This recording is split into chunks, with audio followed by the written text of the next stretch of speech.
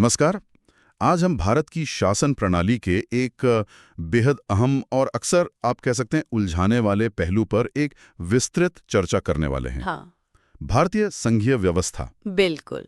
हमारे सामने है एम लक्ष्मीकांत की किताब इंडियन पॉलिटी, उसका अध्याय 14। और हमारा मकसद है ये समझना कि भारत का ढांचा आखिर है कैसा।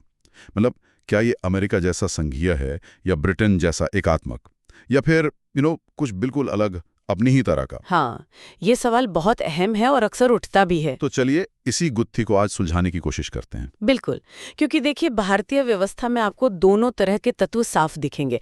एक तरफ राज्यों को अपनी शक्तियां दी गई हैं, वो अपने क्षेत्र में काम करते हैं। तो दूसरी तरफ केंद्र सरकार भी है जो कई मामलों में बहुत शक्तिशाली नजर आती है।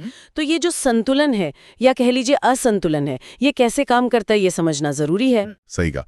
तो शुरुआत एकदम बुनियादी बातों से करते हैं। जब हम कहते हैं संघीय सरकार या एकात्मक सरकार, तो इसका मतलब क्या होता है, बिल्कुल सरल शब्दों में? देखिए आसान शब्दों में अगर समझे तो एकात्मक या यूनिटरी सरकार वो है जहां सारी या लगभग सारी महत्वपूर्ण शक्तियां एक ही जगह केंद्रित होती हैं, यानी राष्ट्रीय या केंद्रीय सरकार में। अच्छा। अगर वहां क्षेत्रीय या स्थानीय सरकारें हैं भी तो वो अपनी शक्तियां केंद्र से ही पाती हैं, वो केंद्र के अधीन होती हैं, स्वतंत्र नहीं। जैसे ब्रिटेन है, फ्रांस है, जापान, चीन, ये सब उदाहरण हैं। ठीक है। और संघीय? इसके बिल्कुल उलट संघीय या फेडरल व्यवस्था में क्या होता है कि संविधान खुद ही शक्तियों का बंटवारा कर देता है। राष्ट्रीय सरकार और क्षेत्रीय सरकारें, जिन्हें हम राज्य कह सकते हैं या प्रांत कह सकते हैं, दोनों के बीच शक्तियां बटी होती हैं। अच्छा, संविधान ही बांट देता है। हाँ, संविधानी। और सबसे जरूरी बात, दोनों अपने अपने दायरे में, अपने आवंटित क्षेत्र में स्वतंत्र रूप से काम करती हैं, एक दूसरे के अधीन नहीं होती। अमेरिका, स्विट्जरलैंड, ऑस्ट्रेलिया, ये इसके क्लासिक उदाहरण हैं। और ये जो शब्द है संघ या फेडरेशन, इसका कुछ खास मतलब है? इसकी उत्पत्ति कहाँ से हुई? हाँ, ये शब्द लैटिन भाषा के शब्द फोइडस से निकला है। फोइडस? जी, फोइडस। इसका मतलब होता है संधि या समझौता। तो पारंपरिक रूप से संघ का मतलब यही होता है कि कई स्वतंत्र या सेमी इंडिपेंडेंट राज्य या इकाइयां एक समझौते के तहत साथ आती हैं और एक नया बड़ा राज्य बनाती हैं। दिलचस्प। तो क्या संघ बनने का कोई एक ही तरीका है या अलग-अलग मॉडल होते हैं इसके? नहीं, मुख्य रूप से दो मॉडल देखे जाते हैं। पहला है एकीकरण का रास्ता, बाय इंटीग्रेशन जिसे कहते हैं।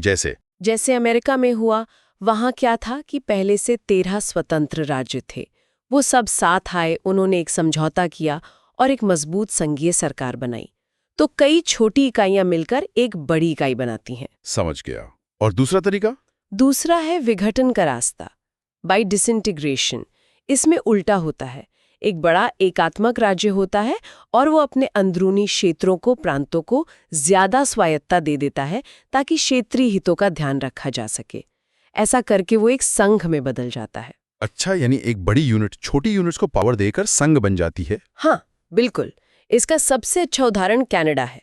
अमेरिका, जैसा मैंने कहा, 1787 में बना, दुनिया का पहला और सबसे पुराना संघ माना जाता है। मूल 13 राज्य थे, आज 50 हैं। कनाडा भी पुराना है, 1867 में बना, वहां मूल 4 प्रांत थे, आज 10 हैं। ये जानना बहुत जरूरी था। तो अब सवाल आता है भारत का। आजादी के बाद हमारे नेताओं ने, संविधान निर्माताओं ने इन विकल्पों में से संघीय रास्ता क्यों चुना? हम एकात्मक व्यवस्था भी तो अपना सकते थे। अब सोचिए, इतने बड़े देश को, इतनी भौगोलिक विविधता वाले देश को सिर्फ दिल्ली से चलाना, क्या ये व्यवहारिक होता? शायद नहीं। हाँ, मुश्किल तो होता। और दूसरा कारण, जो शायद आकार से भी ज्यादा महत्वपूर्ण था, वो थी हमारी अद्भुत सामाजिक और सांस्कृतिक विविधता। हजारों भाषाएं, बोलियां, धर्म, पंथ, जातियां, रीति रिवाज।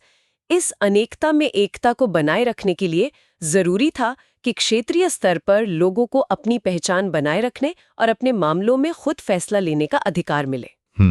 तो संघीय ढांचा एक तरह से राष्ट्रीय एकता को बनाए रखते हुए क्षेत्रीय स्वायत्तता को जगह देने का एक प्रयास था। कुशल शासन भी सुनिश्चित करना था और विविधता का सम्मान भी करना था। लेकिन यहाँ एक दिलचस्प बात है, हमारे संविधान में कहीं भी फेडरेशन शब्द का इस्तेमाल नहीं किया गया है। अनुच्छेद 1 क्या कहता है? वो कहता है India, that is Bharat, shall be A union of states. India अर्थात भारत राज्यों का एक संघ होगा। तो फेडरेशन की जगह यूनियन ऑफ स्टेट्स क्यों कहा गया? इसका क्या खास मतलब था? ये बहुत महत्वपूर्ण सवाल है और इसका जवाब डॉक्टर B.R. अम्बेडकर ने संविधान सभा की बहसों में बहुत स्पष्ट रूप से दिया था। अच्छा, क्या कहा था उन्होंने? उन्होंने समझाया कि राज्यों का संघ या यूनियन ऑफ स्टेट्स वाक्यांश को चुनने के पीछे दो मुख्य कारण हैं। पहली बात ये स्पष्ट करना कि भारतीय संघ जो है वो अमेरिकी संघ की तरह राज्यों के बीच किसी आपसी समझौते या कॉन्ट्रैक्ट का नतीजा नहीं है। अच्छा, मतलब राज्य अपनी मर्जी से शामिल नहीं हुए थे कि बाद में अलग हो जाएं? बिल्कुल। और यही दूसरी और सबसे अहम बात है जो अम्बेडकर ने बताई। किसी भी राज्य को इस संघ से, इस यूनियन से अलग होने का, सेसेशन का कोई अधिकार नहीं है। ये संघ अटूट है, अविनाशी है। Federation is destructible, union is indestructible. अच्छा, संघ टूट सकता है, यूनियन नहीं टूट सकता। उनके कहने का मतलब था कि ये यूनियन इंडिस्ट्रक्टिबल है, राज्य अलग नहीं हो सकते। ये दिखाता है कि हमारे संविधान निर्माताओं के लिए देश की एकता और अखंडता कितनी सर्वोपरि थी। तो इसका मतलब ये हुआ कि हमारा जो मॉडल है वो अमेरिकी मॉडल से तो काफी अलग है। तो फिर सवाल उठता है कि ये किसके ज्यादा करीब है? क्या किसी और देश के मॉडल से मिलता जुलता है? हाँ, ऐसा माना जाता है कि भारतीय संघीय व्यवस्था पर अमेरिकी मॉडल के बजाय कनाडाई मॉडल का प्रभाव ज्यादा है। कनाडाई मॉडल कैसे? कई समानताएं हैं। पहली तो यही कि दोनों का निर्माण एक तरह से विघटन के तरीके से हुआ। मतलब एक बड़ी इकाई को राज्यों या प्रांतों में बांटा गया, न कि स्वतंत्र राज्य मिलकर साथ आए।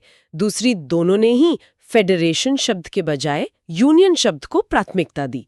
कनाडा को भी आधिकारिक तौर पर यूनियन ही कहा जाता है। अच्छा, और तीसरी जो शायद सबसे महत्वपूर्ण समानता है वो है केंद्रीकरण की प्रवृत्ति। मतलब राज्यों की तुलना में केंद्र को ज्यादा शक्तियां देना। ये कनाडाई व्यवस्था की एक खास पहचान है जिसे भारत ने अपनी जरूरतों और परिस्थितियों के हिसाब से अपनाया। ये तो बहुत दिलचस्प तुलना है। चलिए अब जरा और गहराई में उतरते हैं। भारतीय संविधान की वो कौन-कौन सी विशेषताएं हैं जो इसे एक संघीय चरित्र देती हैं? मतलब फेडरल फीचर्स क्या हैं? जी बिल्कुल, कई ऐसी विशेषताएं हैं। सबसे पहली और बुनियादी विशेषता है दोहरी शासन प्रणाली, यानी डुअल पॉलिटी। दोहरी शासन प्रणाली। हाँ, इसका सीधा सा मतलब है कि भारत में दो स्तरों पर सरकारें काम करती हैं। एक केंद्र में यानी संघ सरकार और दूसरी परिधि में यानी राज्य सरकारें। और संविधान ने दोनों के लिए अलग-अलग कार्यक्षेत्र और शक्तियां तय की हैं। जैसे केंद्र सरकार राष्ट्रीय महत्व के मामले देखती है, रक्षा, विदेश नीति, मुद्रा, रेलवे, संचार वगैरह।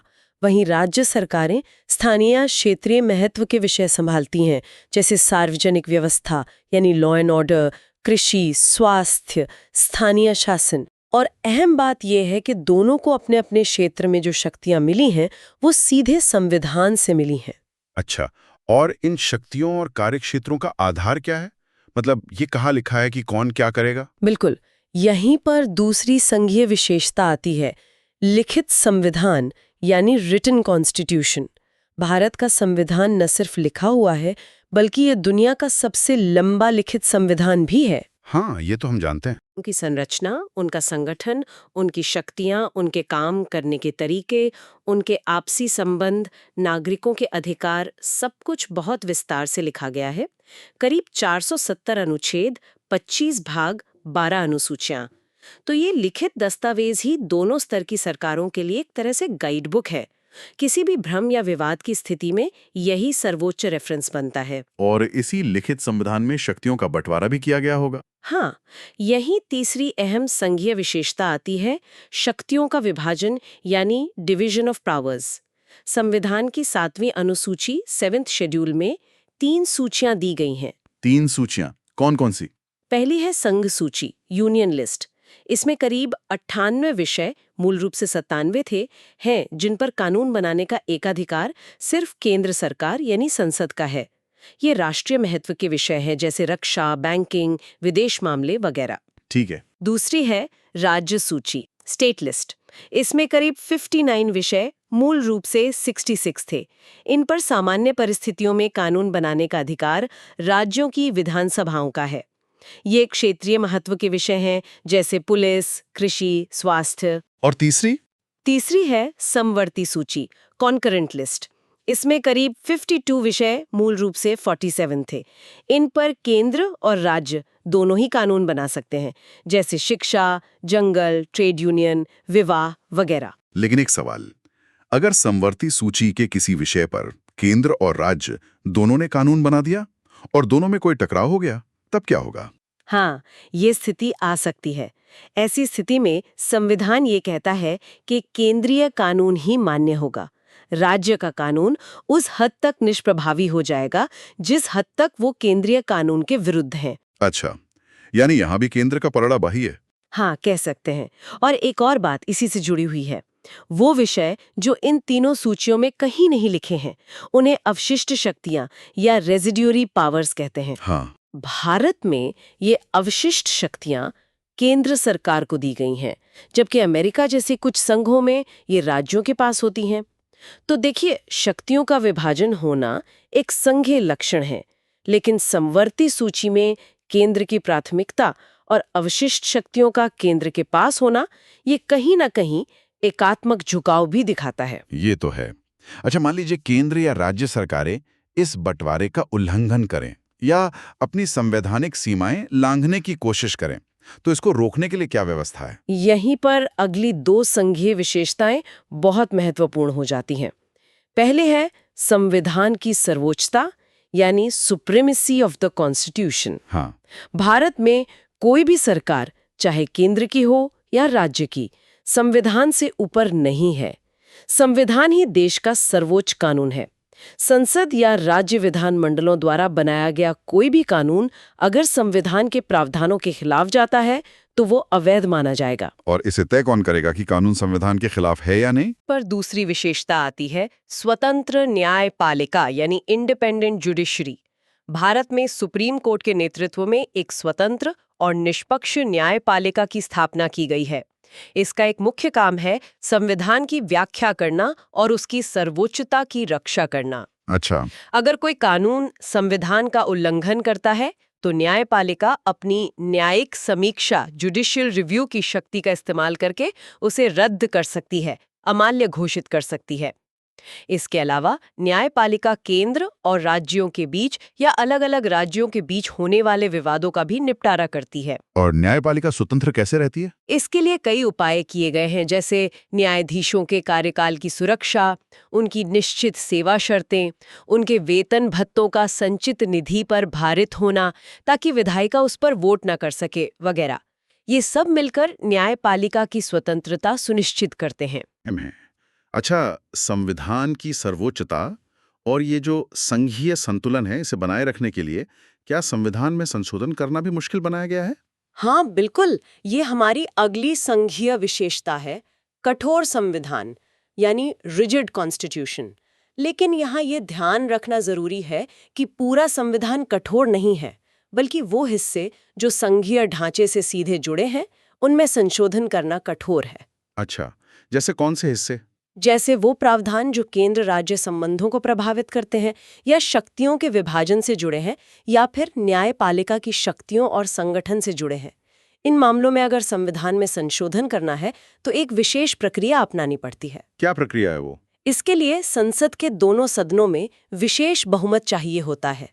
विशेष बहुमत का मतलब है सदन की कुल सदस्य संख्या का बहुमत और साथ ही सदन में उपस्थित और मतदान करने वाले सदस्यों का कम से कम 2/3 बहुमत। ये तो काफी मुश्किल है।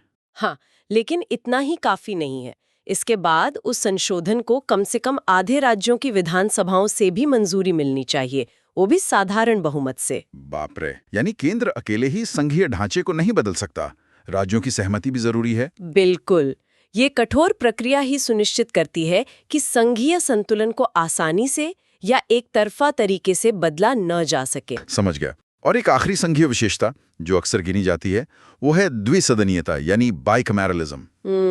इसका क्या महत्व है संघवाद के नजरिए से? द्विसदनीयता का मतलब है कि केंद्रीय विधायिका यानी हमारी संसद में 2 सदन है, एक निचला सदन लोकसभा और एक ऊपरी सदन राज्यसभा। हाँ, लोकसभा तो सीधे सीधे भारत के लोगों का प्रतिनिधित्व करती है क्योंकि उसके सदस्य सीधे जनता द्वारा चुने जाते हैं, लेकिन राज्यसभा जो है उसे राज्यों का प्रतिनिधित्व करने वाला सदन माना जाता है।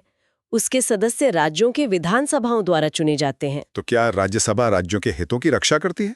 देखिए, ये जरूर है कि भारत में राज्यसभा अमेरिकी सीनेट जितनी शक्तिशाली नहीं है, जहां हर राज्य को बराबर प्रतिनिधित्व मिलता है। भारत में राज्यों को उनकी जनसंख्या के आधार पर सीटें मिलती हैं।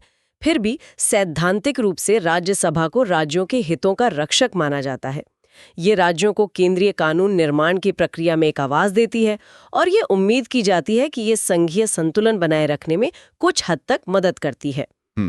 तो ये तो हुई वो खास बातें जो भारतीय संविधान को एक संघीय चरित्र प्रदान करती हैं। दोहरी सरकार, लिखित संविधान, शक्तियों का विभाजन, संविधान की सर्वोच्चता, कठोरता, स्वतंत्र न्यायपालिका और द्विसदनीयता। जी हाँ, ये मुख्य संघीय लक्षण है। लेकिन जैसा हमने शुरू में ही इशारा किया था, कहानी यहीं खत्म नहीं होती। तस्वीर का दूसरा पहलू भी है। भारतीय संविधान में कई ऐसी विशेषताएं भी हैं जो इसे एकात्मक या गैर संघीय चरित्र देती हैं, और शायद यही पहलू इसे दुनिया के बाकी संघों से इतना अलग और कह सकते हैं अनूठा बनाते हैं। बिल्कुल सही कहा आपने। और इन्हीं एकात्मक या गैर संघीय विशेषताओं की वजह से अक्सर ये बहस होती है कि भारत वास्तव में संघीय है भी या नहीं, या फिर ये अर्ध संघीय है या कुछ और है। तो कौन सी हैं ये एकात्मक विशेषताएं? शुरुआत कहाँ से करें? मुझे लगता है सबसे पहली और शायद सबसे प्रमुख एकात्मक विशेषता है एक मजबूत केंद्र। मजबूत केंद्र? ये मजबूती किन किन रूपों में दिखती है? कई रूपों में। पहला तो हमने शक्तियों के विभाजन में ही देख लिया। संघ सूची में राज्य सूची से ज्यादा विषय हैं, और सिर्फ संख्या ही नहीं, ज्यादा महत्वपूर्ण विषय भी संघ सूची में ही रखे गए हैं। हाँ, जैसे रक्षा, विदेश, मुद्रा। बिल्कुल। फिर समवर्ती सूची पर भी अंतिम निर्णय या प्राथमिकता केंद्र की ही होती है, और अवशिष्ट शक्तियां यानी जो कहीं नहीं लिखी, वो भी केंद्र के ही पास हैं। ये सब मिलकर केंद्र को राज्यों की तुलना में ज्यादा शक्तिशाली बनाते हैं। ठीक है, और क्या है? क्या राज्यों का अस्तित्व पूरी तरह से केंद्र की दया पर निर्भर है? दया पर तो नहीं कहेंगे, लेकिन यहीं पर दूसरी और काफी चौंकाने वाली एकात्मक विशेषता सामने आती है। राज्य अविनाशी नहीं है। States not indestructible. राज्य अविनाशी नहीं है, इसका क्या मतलब हुआ? इसका मतलब यह है कि अमेरिकी संघ के विपरीत, जहां राज्यों की सीमाओं या उनके अस्तित्व को उनकी सहमति के बिना नहीं बदला जा सकता, भारत में संसद को यह अधिकार है कि वो साधारण बहुमत से, यानी किसी विशेष प्रक्रिया की जरूरत नहीं, किसी भी राज्य का क्षेत्र घटा बढ़ा सकती है, उसकी सीमाएं बदल सकती है, उसका नाम बदल सकती है, या दो या ज्यादा राज्यों को मिलाकर या किसी राज्य का हिस्सा अलग करके नया राज्य बना सकती है, बिना राज्य की सहमति के। हाँ, राष्ट्रपति संबंधित राज्य के विधानमंडल का विचार जानने के लिए विधेयक भेजते जरूर है, लेकिन उस विचार को मानने के लिए बाध्य नहीं है। संसद अपने हिसाब से फैसला ले सकती है। इसका मतलब हुआ कि राज्यों को अपनी क्षेत्रीय अखंडता, टेरिटोरियल इंटेग्रिटी का कोई संवैधानिक अधिकार नहीं है। इसीलिए भारत को अक्सर विनाशी राज्यों का अविनाशी संघ कहा जाता है। ये तो बहुत बड़ी बात है। अमेरिकी संघ को क्या कहता है? अमेरिकी संघ को अविनाशी राज्यों का अविनाशी संघ कहा जाता है। फर्क साफ है। अच्छा, संविधान के सर पर भी क्या केंद्र का दबदबा दिखता है? हाँ, बिल्कुल। तीसरी विशेषता है एकल संविधान। ज्यादातर संघीय देशों में, जैसे अमेरिका या स्विट्जरलैंड में, राज्यों को अपना अलग संविधान बनाने और अपनाने का अधिकार होता है। भारत में ऐसा नहीं है। पहले जम्मू कश्मीर का था, है ना? हाँ, पहले जम्मू कश्मीर एक अपवाद था, लेकिन अनुच्छेद 370 हटने के बाद अब वो स्थिति भी नहीं रही। तो अब पूरे देश के लिए, केंद्र और सभी राज्यों के लिए एक ही संविधान है। सभी को इसी एक ढांचे के भीतर काम करना होता है। और संविधान में बदलाव करने की प्रक्रिया के बारे में क्या? यही चौथी विशेषता आती है, संविधान का लचीलापन, फ्लेक्सिबिलिटी ऑफ द कॉन्स्टिट्यूशन। हमने देखा कि संघीय प्रावधानों में संशोधन करना कठोर है, लेकिन संविधान का एक बहुत बड़ा हिस्सा ऐसा है जिसे संसद अकेले ही या तो साधारण बहुमत से या विशेष बहुमत से संशोधित कर सकती है। राज्यों की सहमति की जरूरत नहीं पड़ती। अच्छा। और एक और बात, संविधान में संशोधन की प्रक्रिया शुरू करने की शक्ति भी सिर्फ केंद्र यानी संसद के पास है। राज्य संशोधन का प्रस्ताव नहीं ला सकते। अमेरिका में राज्य भी संशोधन प्रस्तावित कर सकते हैं। तो ये लचीलापन और केंद्र की पहल, ये भी एकात्मकता की ओर इशारा करते हैं। हमने राज्यसभा की बात की थी कि वो राज्यों का सदन है, लेकिन क्या वहां सभी राज्यों को बराबर का दर्जा या प्रतिनिधित्व मिलता है? State representation. राज्यसभा में राज्यों को उनकी जनसंख्या के आधार पर सीटें आवंटित की जाती हैं।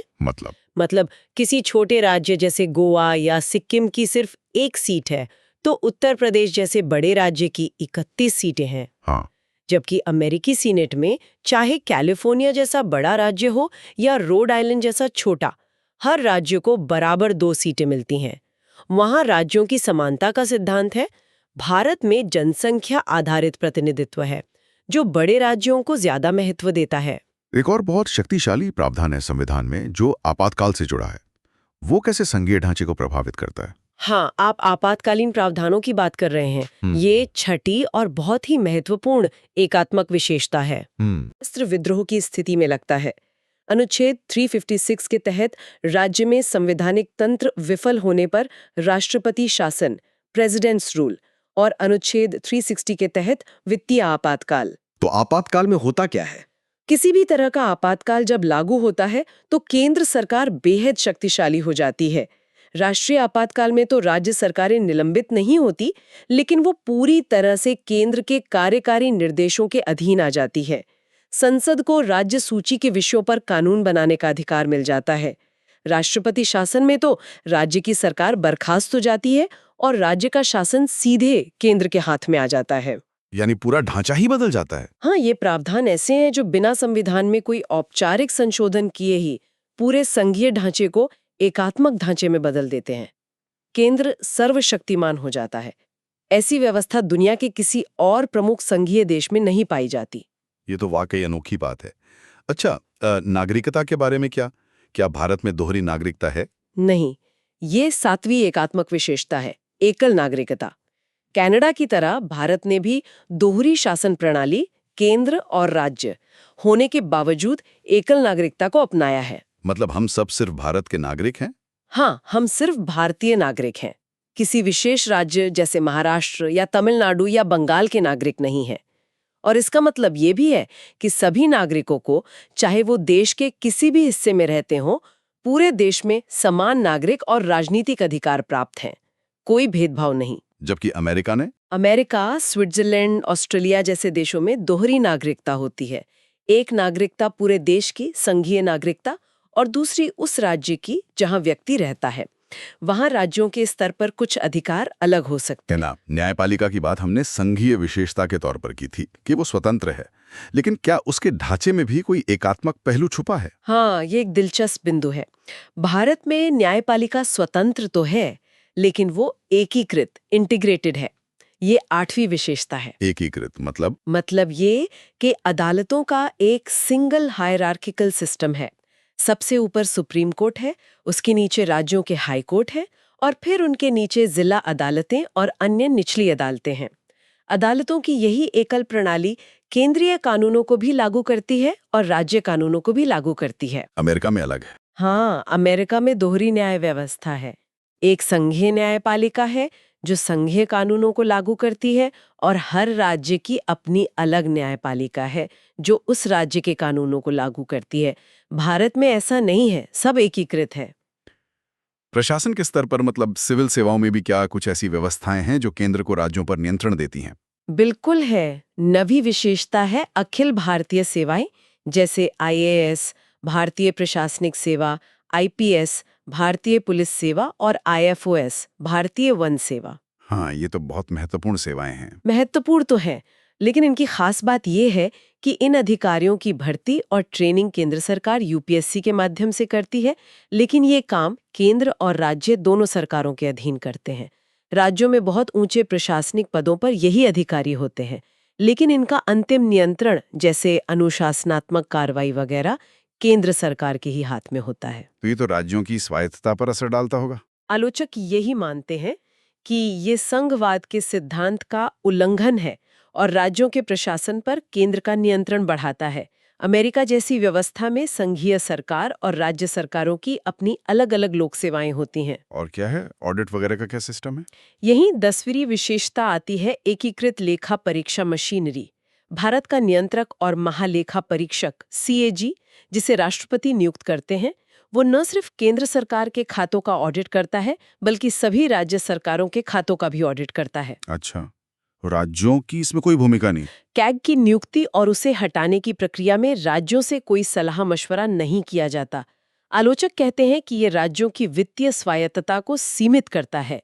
अमेरिकी व्यवस्था में वहां का जो कैग है, उसकी राज्यों के खातों के ऑडिट में कोई भूमिका नहीं होती। संसद के बारे में एक और बात पूछनी थी। क्या संसद सामान्य परिस्थितियों में भी, मतलब बिना आपातकाल के, राज्य सूची के विषय पर कानून बना सकती है? हाँ, बना सकती है। ये 11वीं विशेषता है, राज्य सूची पर संसद का अधिकार, parliaments authority over state list. इसके लिए एक खास प्रक्रिया है। क्या प्रक्रिया? अगर राज्यसभा, जो राज्यों का सदन मानी जाती है, अपने उपस्थित और मतदान करने वाले सदस्यों के कम से कम 2/3 बहुमत से ये प्रस्ताव पारित कर दें कि राष्ट्रीय हित में ये जरूरी है कि संसद राज्य सूची के किसी विषय पर कानून बनाए, तो संसद उस विषय पर कानून बना सकती है। बिना संविधान संशोधन के? हाँ, बिना संविधान संशोधन के। ये कानून 1 साल के लिए लागू रहता है, जिसे बार बार बढ़ाया जा सकता है। ये भी केंद्र को राज्यों के विधायी क्षेत्र में दखल देने की एक असाधारण शक्ति देता है। राज्यपाल की भूमिका पर भी अक्सर सवाल उठते हैं। उसे कौन नियुक्त करता है? ये 12वीं विशेषता है, राज्यपाल की नियुक्ति, अपॉइंटमेंट ऑफ गवर्नर। राज्य का संवैधानिक प्रमुख यानी राज्यपाल राज्य की जनता द्वारा चुना नहीं जाता, बल्कि उसे राष्ट्रपति द्वारा नियुक्त किया जाता है, और वो राष्ट्रपति के प्रसाद पर्यंत, during the pleasure of the president, ही अपने पद पर बना रहता है। मतलब केंद्र सरकार जब चाहे हटा सकती है? व्यवहारिक रूप से हाँ। तो राज्यपाल राज्य का प्रमुख होने के साथ साथ केंद्र सरकार के एक एजेंट के रूप में भी काम करता है। वो राज्य के शासन पर नजर रखता है और केंद्र को रिपोर्ट भेजता है। इसके जरिए केंद्र राज्यों पर काफी नियंत्रण रखता है। अमेरिका में राज्यों के गवर्नर सीधे जनता द्वारा चुने जाते हैं। चुनाव कराने की व्यवस्था कैसी है? क्या राज्यों के चुनाव राज्य खुद कराते हैं? नहीं, ये 13वीं विशेषता है, एकीकृत चुनाव machinery, integrated election machinery. Bharat का चुनाव आयोग, जो एक स्वतंत्र संवैधानिक निकाय है, न केवल संसद के चुनाव कराता है, बल्कि सभी राज्यों की विधानसभाओं के चुनाव भी वही कराता है। और चुनाव आयोग का गठन कौन करता है? इसके मुख्य चुनाव आयुक्त और अन्य चुनाव आयुक्तों की नियुक्ति राष्ट्रपति करते हैं। राज्यों की इसमें कोई भूमिका नहीं होती। सदस्यों को हटाने की प्रक्रिया भी केंद्र के ही हाथ में है। अमेरिका में संघीय और राज्य स्तर पर चुनाव कराने के लिए अलग अलग मशीनरी होती है। एक आखिरी सवाल इस लिस्ट में, क्या राज्यपाल राज्य के कानूनों को रोक सकता है? हाँ, ये 14वीं और काफी महत्वपूर्ण एकात्मक विशेषता है, राज्य विधेयकों पर veto, veto over state bills. राज्यपाल के पास ये शक्ति होती है कि वो राज्य विधानमंडल द्वारा पारित कुछ खास तरह के विधेयकों को राष्ट्रपति की मंजूरी के लिए आरक्षित कर ले। और फिर राष्ट्रपति क्या करते हैं? राष्ट्रपति उस विधेयक पर अपनी सहमति दे सकते हैं या रोक सकते हैं। अगर वो सहमति रोक लेते हैं तो वो विधेयक कानून नहीं बन पाता। और राष्ट्रपति चाहें तो न केवल पहली बार, बल्कि अगर राज्य विधानमंडल उसे दोबारा भी पारित करके भेजे, तब भी अपनी सहमति रोक सकते हैं। इसे पूर्ण वीटो या एब्सोल्यूट वीटो कहते हैं। अमेरिका या ऑस्ट्रेलिया जैसे देशों में ऐसी कोई व्यवस्था नहीं है जहां केंद्र राज्यों के कानूनों को इस तरह वीटो कर सके। बाप रे, तो ये तो बहुत लंबी लिस्ट हो गई एकात्मक विशेषताओं की। मजबूत केंद्र, राज्य अविनाशी नहीं, एकल संविधान, लचीलापन, प्रतिनिधित्व में असमानता, आपातकालीन प्रावधान, एकल नागरिकता, एकीकृत न्यायपालिका, अखिल भारतीय सेवाएं, एकीकृत ऑडिट, राज्य सूची पर संसद का अधिकार, राज्यपाल की नियुक्ति, एकीकृत चुनाव मशीनरी और राज्य विधेयकों पर वीटो। जी हाँ, ये काफी व्यापक सूची है। तो इतनी सारी संघीय विशेषताएं भी हैं और इतनी सारी एकात्मक विशेषताएं भी हैं। इस जटिल मिले-जुले ढांचे को देखकर विशेषज्ञ क्या कहते हैं? मतलब भारतीय संघवाद का मूल्यांकन कैसे किया गया है? क्या राय है उनकी? जैसा कि आप अंदाजा लगा सकते हैं, इस पर विशेषज्ञों की राय काफी बटी हुई है और अलग-अलग शब्दावली का इस्तेमाल किया गया है। जैसे कुछ प्रमुख विचार क्या हैं? देखिए, एक बहुत प्रभावशाली मत रहा है केसी वेयर का। उन्होंने भारतीय संविधान को अर्ध संघीय या क्वाजी फेडरल कहा। उनका तर्क था कि भारत का ढांचा मूल रूप से एकात्मक है, जिसमें बस कुछ सहायक संघीय विशेषताएं डाल दी गई हैं। ये एक संघीय राज्य नहीं है जिसमें कुछ एकात्मक विशेषताएं हों, बल्कि उल्टा है। अच्छा, क्वाजी फेडरल। और फिर टी संथानम जैसे विचारक थे। उनका मानना था कि 2 बातों ने भारत को व्यावहारिक रूप से एकात्मक बना दिया। पहला, वित्तीय मामलों में केंद्र का जबरदस्त दबदबा और राज्यों की केंद्रीय अनुदानों पर भारी निर्भरता। दूसरा, योजना आयोग, अब नीति आयोग जैसी शक्तिशाली संस्था का उदय, जिसने राज्यों की विकास प्रक्रिया को काफी हद तक नियंत्रित किया।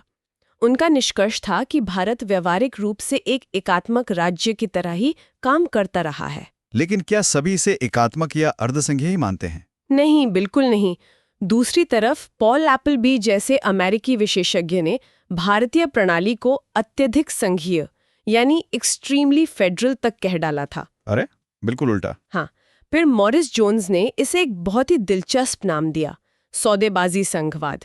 उनका कहना था कि भारत में केंद्र और राज्य लगातार एक दूसरे से अपने अपने हितों के लिए मोल भाव करते रहते हैं। सौदेबाजी संघवाद, ये सुनने में काफी यथार्थवादी लगता है। हाँ, फिर आइवर जेनिंग्स ने इसे मजबूत केंद्रीकरण की प्रवृत्ति वाला संघ, federation with a strong centralising tendency कहा। अलेक्जेंड्रोविच ने कहा कि भारत एक सुई जेनेरिस मामला है। सुई जेनेरिस मतलब अपने जैसा एक अद्वितीय, जिसका कोई और उदाहरण न हो। अच्छा। और एक बहुत महत्वपूर्ण विचार ग्रेनविल ऑस्टिन का है, जिन्होंने भारतीय संघवाद को सहकारी संघवाद, कोऑपरेटिव फेडरलिज्म कहा। उनका मानना था कि संविधान ने भले ही एक मजबूत केंद्र बनाया हो, लेकिन ऐसा करते हुए उसने राज्य सरकारों को कमजोर नहीं किया है, बल्कि ये व्यवस्था ऐसी है जहां केंद्र और राज्य मिलकर सहयोग से काम करते हैं। ये भी एक सकारात्मक दृष्टिकोण है। खुद संविधान निर्माता डॉक्टर अंबेडकर, हाँ, उनका इस पर अंतिम विचार क्या था?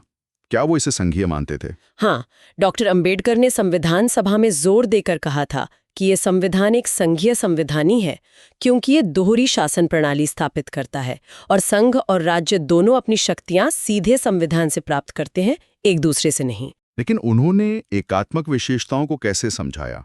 उन्होंने ये भी स्वीकार किया कि ये संविधान संघवाद के किसी कठोर या बंधे बंधाए सांचे में फिट नहीं होता। इसकी खूबी यही है कि ये जरूरत और परिस्थितियों के हिसाब से एकात्मक भी हो सकता है और संघीय भी। उन्होंने उन आलोचनाओं का खंडन किया कि इसमें बहुत ज्यादा केंद्रीकरण है। उन्होंने कहा कि राज्य अपनी विधायी या कार्यकारी शक्तियों के लिए केंद्र पर निर्भर नहीं है, इस मामले में वो समान है। और हमारी न्यायपालिका सुप्रीम कोर्ट, उसने इस मुद्दे पर क्या रुख अपनाया है? कोर्ट क्या मानता है?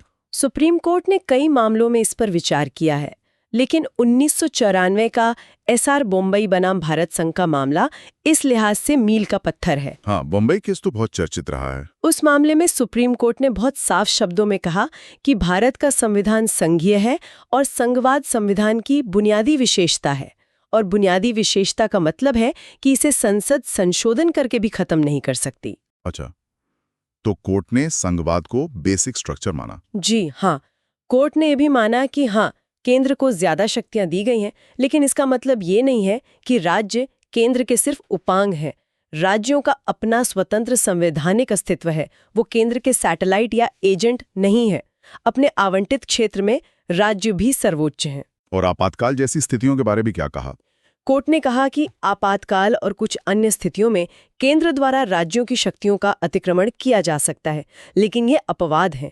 ये संविधान की आवश्यक संघीय विशेषता को नष्ट नहीं करते। कोर्ट ने जोर दिया कि भारतीय संविधान में संघवाद सिर्फ प्रशासनिक सुविधा का मामला नहीं है, बल्कि ये सिद्धांत का मामला है। It is a matter of principle. तो इन सब अलग अलग विचारों और कोर्ट के फैसले को देखते हुए ऐसा लगता है कि भारतीय संघवाद असल में एक तरह का समझौता है, एक संतुलन साधने की कोशिश है ना? बिल्कुल सही। आप इसे ऐसे देख सकते हैं कि ये दो परस्पर विरोधी या कम से कम अलग अलग विचारों के बीच एक समझौता करने की कोशिश है। कौन से दो विचार? एक तरफ तो शक्तियों के सामान्य विभाजन का विचार है, जिसके तहत राज्य अपने अपने क्षेत्रों में स्वतंत्रता का आनंद लेते हैं, और दूसरी तरफ असाधारण परिस्थितियों में राष्ट्रीय एकता और अखंडता बनाए रखने और एक मजबूत केंद्र सरकार की जरूरत का विचार है। भारतीय संघवाद इन दोनों के बीच संतुलन बनाने का एक अनूठा प्रयास है। और क्या ये संतुलन व्यवहार में असल राजनीति में काम करता हुआ दिखता है? क्या हमें जमीन पर संघीय गतिशीलता नजर आती है? हाँ, निश्चित रूप से नजर आती है। आप रोजमर्रा की राजनीति में इसे देख सकते हैं। कैसे? जैसे राज्यों के बीच सीमा विवाद चलते रहते हैं, जैसे महाराष्ट्र कर्नाटक का है। हाँ। नदी जल के बंटवारे को लेकर विवाद होते हैं, जैसे कर्नाटक तमिलनाडु के बीच कावेरी जल विवाद बहुत पुराना है। सही। क्षेत्रीय दलों का उदय और उनका राज्यों में सत्ता में आना ये भी संघीय गतिशीलता का प्रमाण है। फिर क्षेत्रीय आकांक्षाओं को पूरा करने के लिए समय समय पर नए राज्यों का निर्माण होता रहा है। मिजोरम, झारखंड, छत्तीसगढ़, तेलंगाना, ये सब उदाहरण हैं। राज्य लगातार केंद्र से ज्यादा वित्तीय अनुदान और ज्यादा स्वायत्तता की मांग करते रहते हैं। केंद्र के हस्तक्षेप का, खासकर अनुच्छेद 356 राष्ट्रपति शासन के दुरुपयोग का, राज्य पुरजोर विरोध करते हैं। सुप्रीम कोर्ट ने भी मुंबई केस में अनुच्छेद 356 के इस्तेमाल पर कुछ प्रक्रियात्मक सीमाएं लगाई हैं। ये सब दिखाता है कि भारत में केंद्र और राज्यों के बीच संबंध हमेशा से गतिशील रहे हैं। उनमें संवाद भी होता है, सहयोग भी होता है और कभी-कभी टकराव और सौदेबाजी भी होती है। तो इस पूरी काफी विस्तृत चर्चा को अगर हम समेटना चाहें तो क्या कहा जा सकता है संक्षेप में? सार यही है कि भारतीय संविधान अपनी संघीय व्यवस्था के मामले में दुनिया के अन्य संघीय संविधानों से काफी अलग है। इसमें संघीय और एकात्मक दोनों तरह की विशेषताओं का एक बहुत ही अनूठा और जटिल मिश्रण है। ये एक मजबूत केंद्र बनाने की जरूरत के साथ साथ राज्यों की स्वायत्तता को बनाए रखने का एक निरंतर चलने वाला प्रयोग है। इसीलिए इसे कोई एक सीधा सादा लेबल देना बहुत मुश्किल है। अर्धसंघीय, सहकारी संघवाद, सौदेबाजी वाला संघवाद, केंद्रीकृत संघवाद या अद्वितीय यानी सुई जेनेरिस, ये सभी नाम इसके किसी न किसी पहलू को तो उजागर करते हैं, लेकिन पूरी तस्वीर शायद किसी एक में कैद नहीं होती। जैसा डॉक्टर अंबेडकर ने खुद कहा था, इसकी सबसे बड़ी खूबी शायद यही है कि ये जरूरत के हिसाब से अपना रूप बदल सकता है, कभी संघीय तो कभी एकात्मक। वाकई ये एक बेहद पेचीदा लेकिन उतनी ही आकर्षक व्यवस्था है। और ये पूरी चर्चा हमें एक बहुत महत्वपूर्ण सवाल पर सोचने के लिए छोड़ जाती है। कौन सा सवाल? देखिए, हमने ये समझा कि भारत विनाशी राज्यों का एक अविनाशी संघ है। हमने ये भी देखा कि केंद्र राज्य संबंध लगातार बदलते रहे हैं, विकसित होते रहे हैं और भविष्य में भी होते रहेंगे। ऐसे में एक तरफ राष्ट्रीय एकता और अखंडता की जरूरत है, तो दूसरी तरफ राज्यों की अपनी पहचान, उनकी आकांक्षाएं, उनकी स्वायत्तता की मांग भी बढ़ रही है। तो भविष्य में इन दोनों के बीच का ये नाजुक संतुलन कैसे विकसित होगा? क्या ये संतुलन मजबूत होगा या कमजोर पड़ेगा? क्या ये केंद्र की ओर ज्यादा झुकेगा या राज्यों की ओर? ये एक ऐसा प्रश्न है जिस पर लगातार विचार और मंथन करते रहने की जरूरत है।